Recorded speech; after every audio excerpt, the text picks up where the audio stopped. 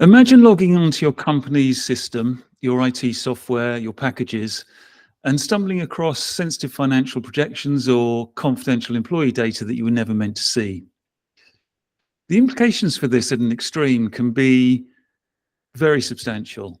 We continually hear about data breaches, ruining companies' reputations, costing them millions in terms of legal repercussions.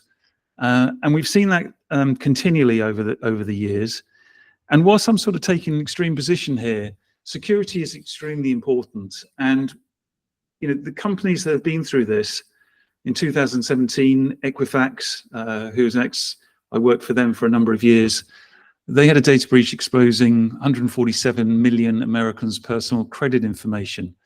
Imagine that. And obviously, following a review, part of the recommendations was actually coming across the granularity, or to increase the granularity of access controls. Uber also had a data breach in 2016. And again, although this wasn't access control based, within the recommendations, there was consideration around managing and securing those controls. So it's quite an interesting subject because of the potential havoc that it can cause. Obviously, when things are going well and your security systems are working, then we don't hear anything about that. But that's part of our role, and that's part of what we do. The critical importance of these systems comes down to how they're implemented, and also making sure that they are suited to your particular business and your model.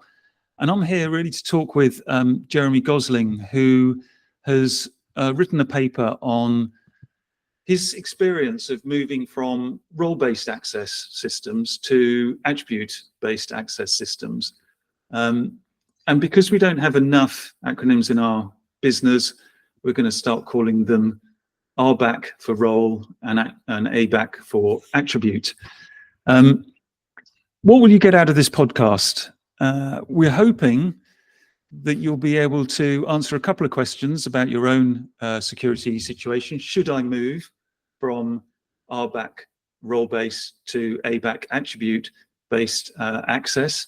And if it is appropriate to me, how should I do it? My name is Adrian Wright, and I'm here with Jeremy Gosling. Jeremy, welcome. Thank you. Would you like to just give a brief intro to yourself? Yeah, so hi, my name is Jeremy Gosling. I've been with Estafet for, I think it's coming up to 16 years now.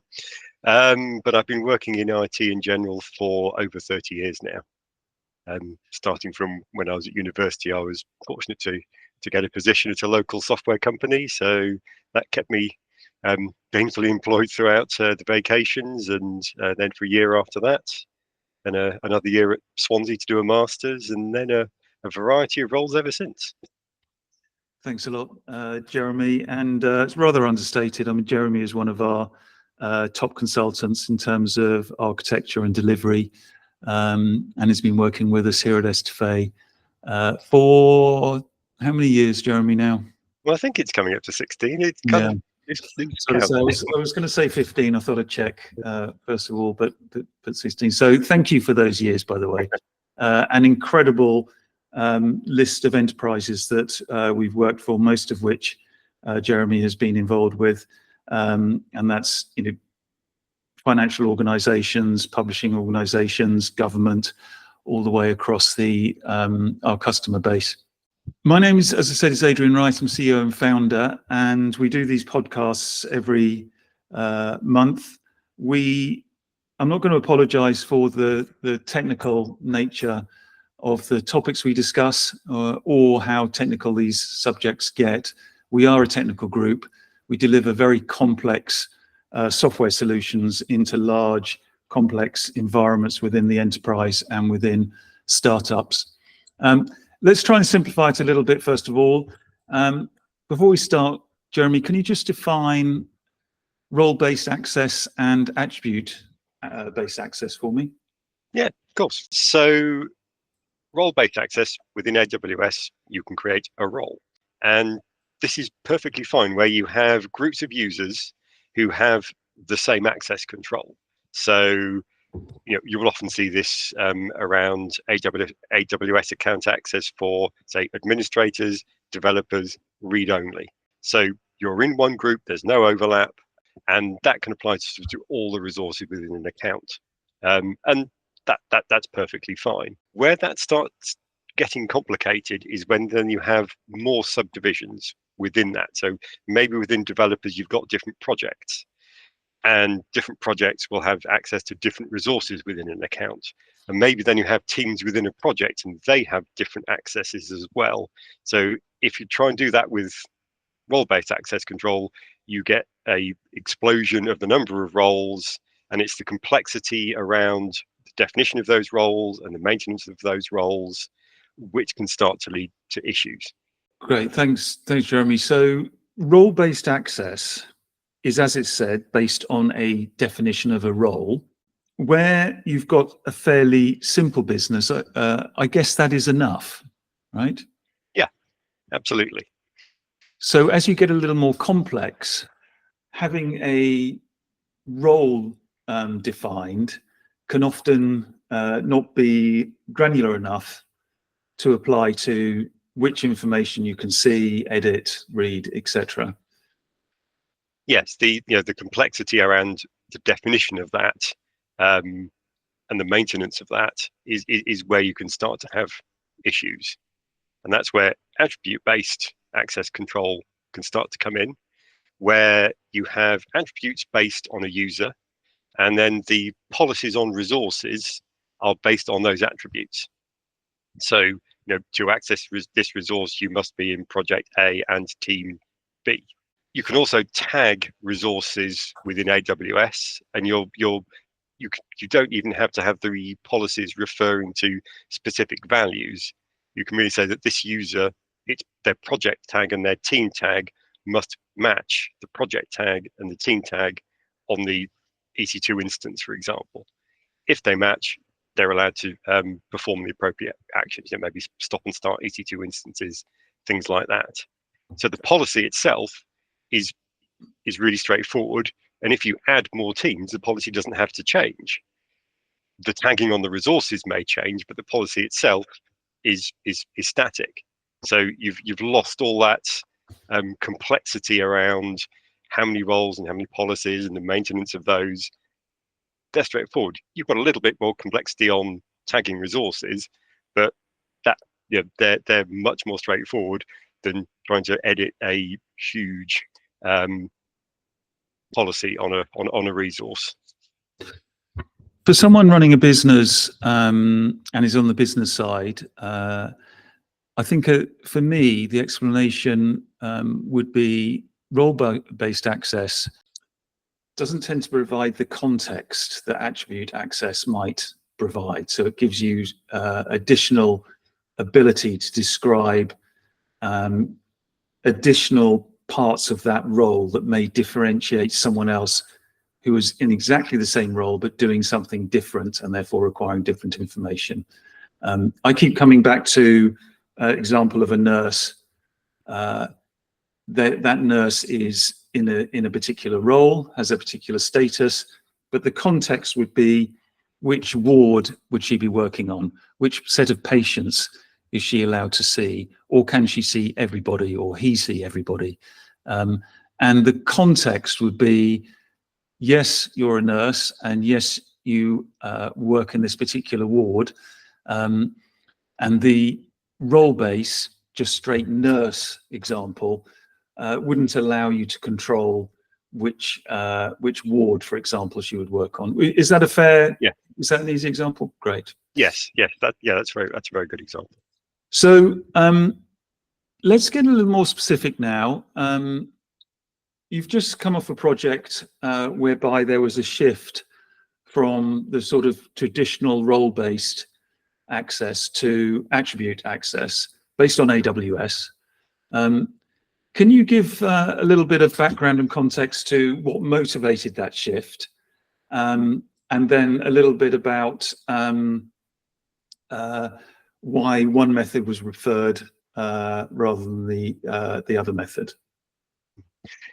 Well, a little bit of context on this one. So the situation for attribute-based access control I just mentioned, where you're talking about access to a particular resource, it was a little bit different from that. What the client had was a large collection of commercial data sets. I think we were looking initially at 20, but there were potentially sort of 50 data sets that needed to be access to those data sets needed to be controlled. And the way that was happening previously was that some really quite complicated S3 bucket policies that every time user access changed, they had to go and be edited. I mean, initially, that was manually, but that was later replaced with some proper automation around that. But it meant whenever a client paid for access to a new data set or revoked access on a particular data set, sales team had to raise a change request with the DevOps team, who had to make the change. That had to be pushed into Git. You had to wait for the PR to be approved. Then the automation had to be run, and then the access would be modified as required. So it was a lengthy process. Probably quite costly as well, I presume, Jeremy, is it? Well, in time, yes. If somebody's paid for something, they don't want to wait. Not necessarily even hours, let alone potentially days, depending on what the DevOps workload is at the time, because you never seem to have enough DevOps engineers. So that was kind of the problem we had. It was incredibly complicated. Edits were taking a long time to be processed, and the data sets were not necessarily all owned by the same DevOps team. So sales had to know which DevOps team they had to go and ask, oh, can you give this client access to this data set, please? And if you ask the wrong one, you've wasted if you're lucky, a few minutes. If you're unlucky, half a day before someone comes back and says, oh no, sorry, that's not us. So there was very much a desire to come up with something better. And this is where attribute-based access control could really help. Because if you assign one attribute to each data set, then if the user has that attribute set on the principle that's presented to S3 when it's evaluating whether the user has access to this policy, to this resource within S3. I mean, the bucket policy is still quite complicated, but it's static. Once you've added the statement or the chunk of policy that refers to a particular folder in a bucket, that's it. It doesn't change. So you've got a much simpler situation. Yes, you've got a complicated bucket policy, but once it's written, it's written. The only time you're amending it is if you're removing a folder or adding a folder, and the actual structure of each statement is identical for each time. So it's not hugely complicated to add the extra configuration for a particular folder. And are you still waiting on DevOps engineers to help implement this, or how does that work, Jeremy, with the ABAC rather than the RBAC? So that was the the second string was trying to make sure that this could be done in a much more simple and straightforward and streamlined and completely automated fashion. So the approach was to use AWS Cognito. So within that's AWS's user management framework, and there are two aspects to that. So you have a user pool, which is where you define a user, and you can also define custom attributes on a user in the user pool. So that's a good start. But then there's also identity pools, which allow you to then map those attributes into principal tags, and this all happens automatically when the user is authenticated. So you get a principal tag corresponding to the attribute, which is presented to S3. So through the simple act of maintaining the user in the Cognito user pool, so going in, listing their attributes, it's a simple checkbox. You can also specify a value.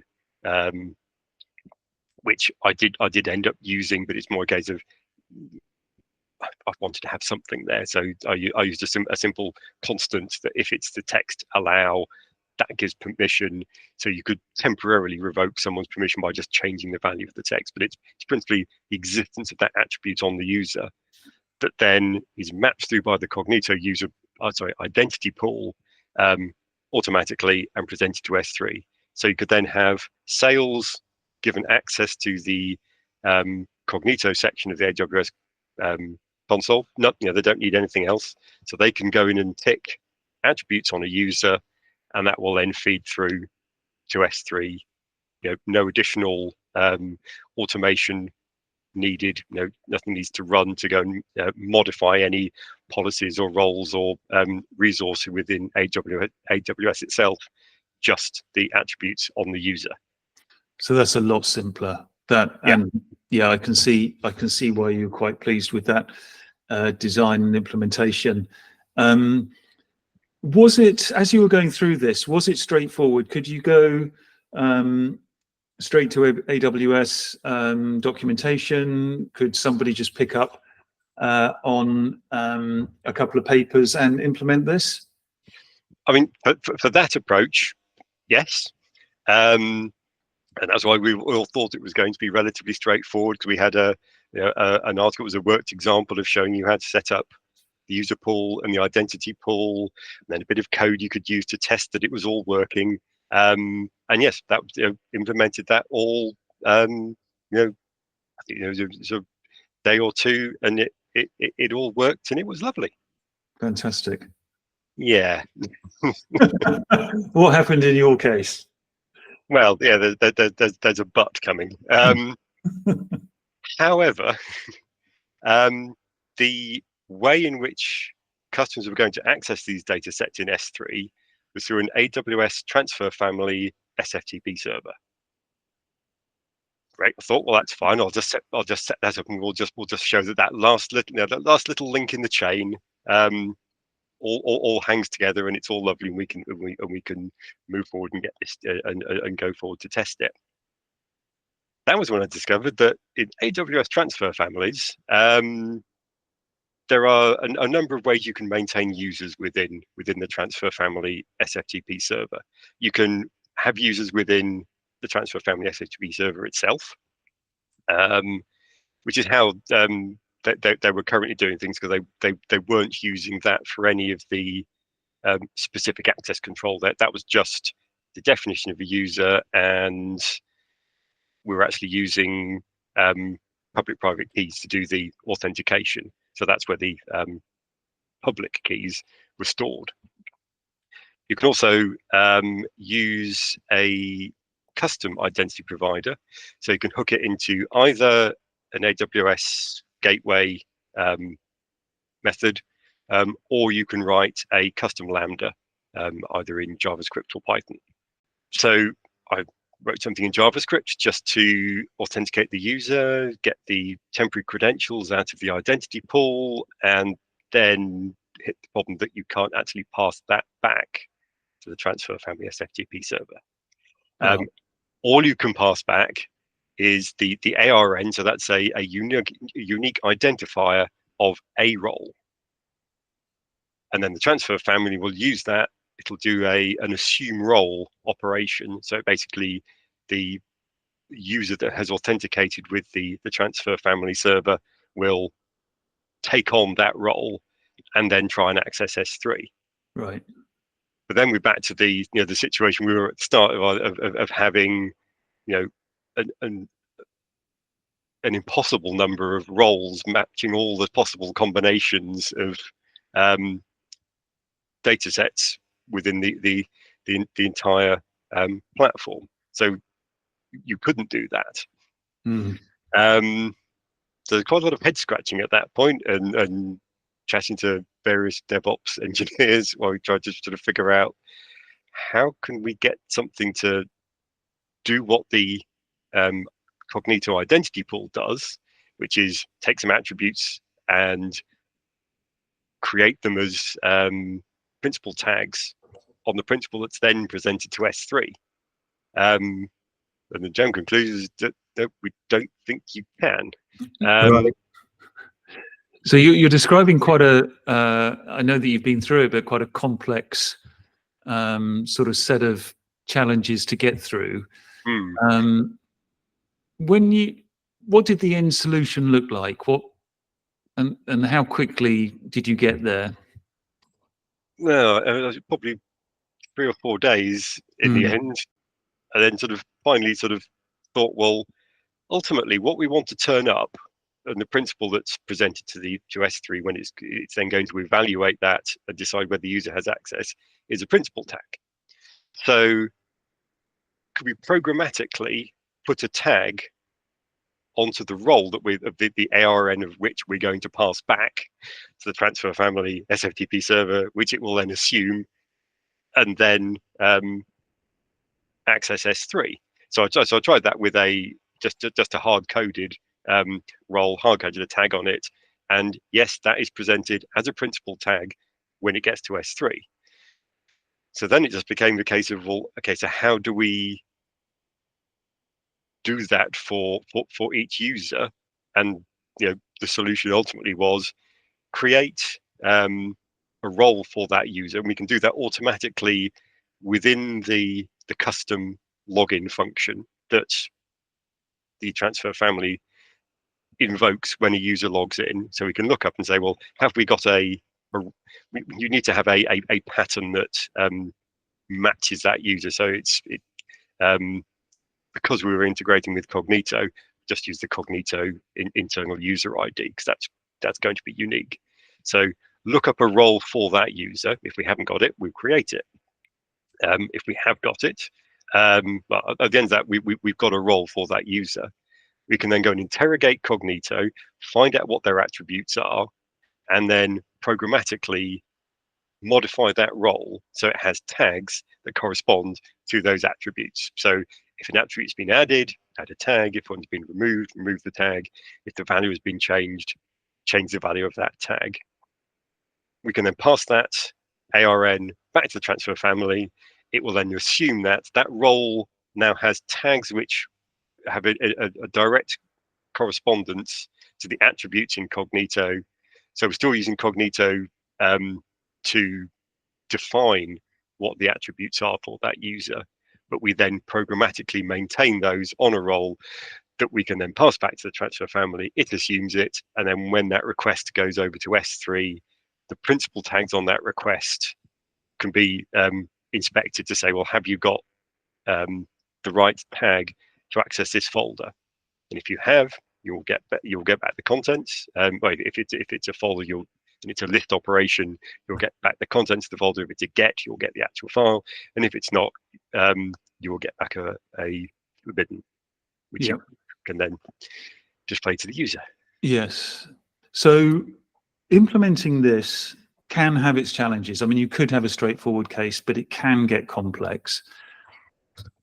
The rewards, though, in terms of obviously granularity of access we've just spoken about, i.e. giving a role additional attributes and therefore context. But how about the maintenance of your security, your access system, Jeremy? How does that, does it lower lower the cost of maintenance or increase it? It very much lowers it, because you're not having any DevOps involvement in the maintenance of the maintenance of access for users. Fantastic. Once that S3 bucket policy is written, and if you don't change your data sets, there's no change that needs to be made there. The only change that is made is within the Cognito definition of a user, which doesn't have to be done by DevOps necessarily. It's simple.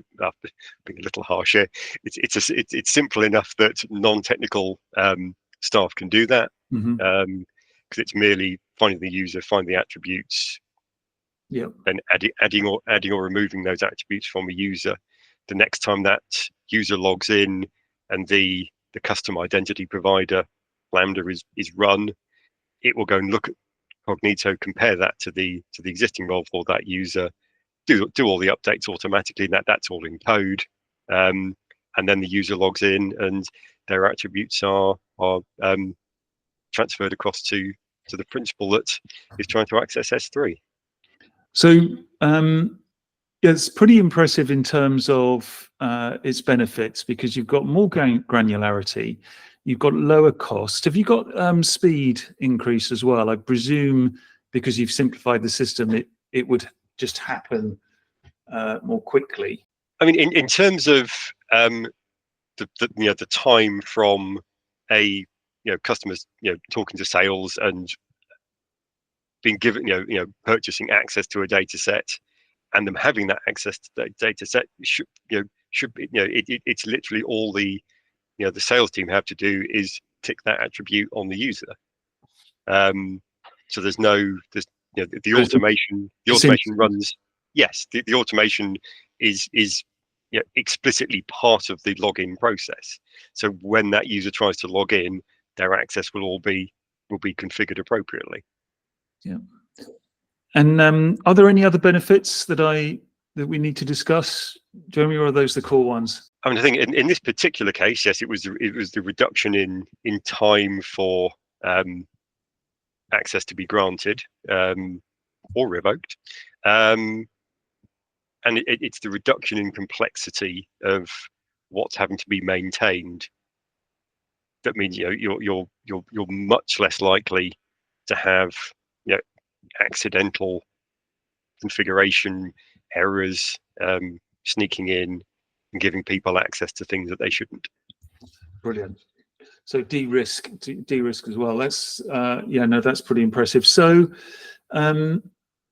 if you're listening to this and you're currently using role-based access, and you think, actually I should evaluate for attribute access, what advice would you give that person, Jeremy? Just general advice on that. I think it's carefully examining what your actual scenario is. If you've got users which all users of a particular type sit in a particular group, RBAC is absolutely fine. It's when you start to have a proliferation of roles and policies, because you have, well, you're a developer, but so are you, but your access should be different because of I don't know, seniority or the project or the team you're on. That's when ABAC really can help. Fantastic. Jeremy, you've written a paper on this, and obviously full of screenshots and a little more detail. So people can come to our website and they can access and download the paper, which will give them a little more detail on the process you described. It is a challenging subject. It does require discussion, but I think it's well worth looking at, particularly if you've got complexity around roles and you want to add context to that. Security is a massive subject, and this is just a small part of it. But thank you very much for explaining that, Jeremy, and thanks for your paper. If you would like to find out more information, if you would like to talk to us at all, please go to our website, which is www.estafet.com. There is a contact us. You can book time with Jeremy and myself if you want to discuss your particular situation in detail, which we'd be very happy to advise and discuss whether you need to seriously look at moving, what the advantages would be, what the costs would be. We do obviously take security very seriously. This is a small part of the security sort of model, but an important part. And I think the additional part is that it can actually lower costs as well and increase time to market. So ultimately, a increased customer experience, as Jeremy explained to you about accessing data sets, but that would apply across many different business models. So security can, yes, lower costs, not increase costs. Security changes can actually increase customer experience in a positive way as well, rather than just clamping down systems, which is important to remember. Thanks very much for listening. Thank you, Jeremy. That was great, enlightening, and really good to speak to you about this subject. Thanks very much, everyone.